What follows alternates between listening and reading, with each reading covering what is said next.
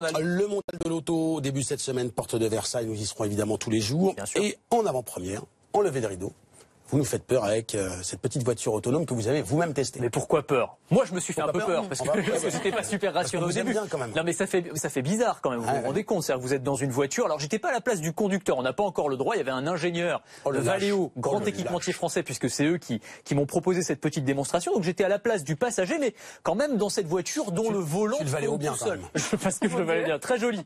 Très, très joli. Donc, le volant tourne tout seul, évidemment. Donc, pas super serein au début. On s'y fait très vite. C'est-à-dire qu'on oublie. Ouais, vraiment. Très vite, on oublie qu'on est dans une voiture autonome. Ça nous paraît presque normal, finalement, cette voiture qui se balade. Encore une fois, on est dans les rues de Paris.